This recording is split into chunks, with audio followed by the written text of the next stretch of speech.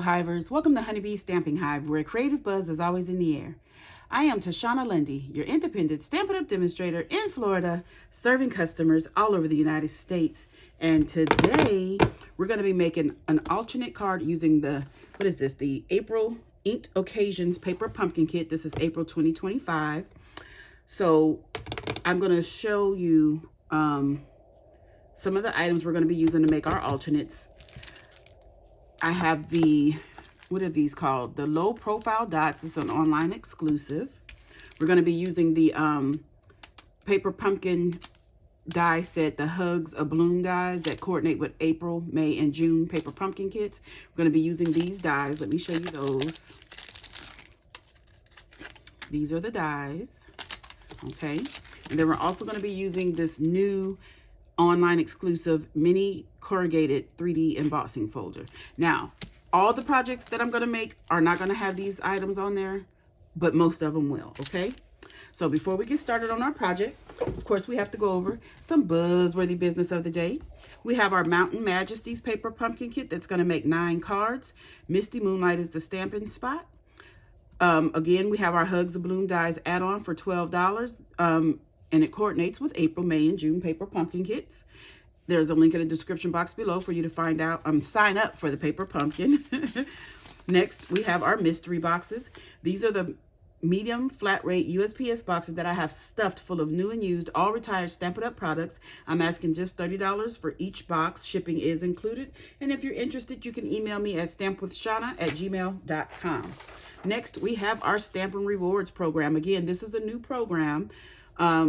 It's been going on for a couple of weeks now, but I just want to remind you, you earn 10% on all orders that are $20 or more. Shipping is and tax is not included in your amount, okay? So $20 or more in product order, you get 10% in Stampin' Rewards. You can redeem those rewards on any future order. You can track them and save them in your online Stampin' Up! Account, and your rewards will expire 12 months from the earning date, okay? And that is all of our buzzworthy business for today. So let's go ahead and get started on our project. So we are going to be using Kendra's Card Challenge number 18 sketches. We're going to be using sketch number 3. Okay. It's going to be similar, but not exact. So we have a card base here of basic black, 8.5 by 5.5, scored at 4 1/4. Let's go ahead and burnish the score line down. Then we have some, what is this? Peach Pie, 5 by 3 3/4, with our basic white, 3.5 by 4 3/4. And we are going to put a little strip of one of the card bases. I don't give you the measurements for these strips because sometimes it looks like it's a quarter of an inch. Oh my gosh. You know, somebody told me I talk really fast. And now I'm stumbling over my words, so I guess I'm talking too fast. I didn't even know I talk fast. I mean, people tell me that sometimes, but I think now I'm self-conscious. Somebody told me in one of my videos in the comments that you talk really fast. I was like, really? I don't think I'm talking fast. I guess it's just normal for me. So I'm going to try to slow down a little bit. But I don't give you the measurements because these are just like the scraps that are left over, the pieces that I use on the inside. Not all of my card alternatives have a piece on the inside because I just use whatever scraps I have left to decorate the inside of my cards. So let's go ahead and put this on the inside of our card base.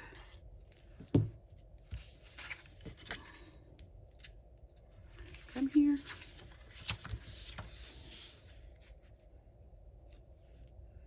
Ooh, that looks so good on that black.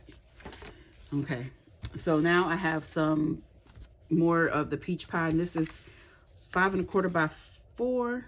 Yes. We're gonna glue that down to our card base. I have to lift it up because on camera you can see the black against this, but in person I can't see the difference. Okay, so now we have a piece of the card, one of the card bases from the kit. This is, oh, I even put sketch number 3 on here.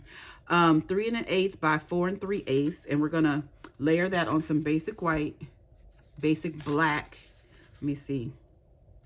So that's 3 1/4 by 4 1/2. The basic black is. We're gonna just layer these two together.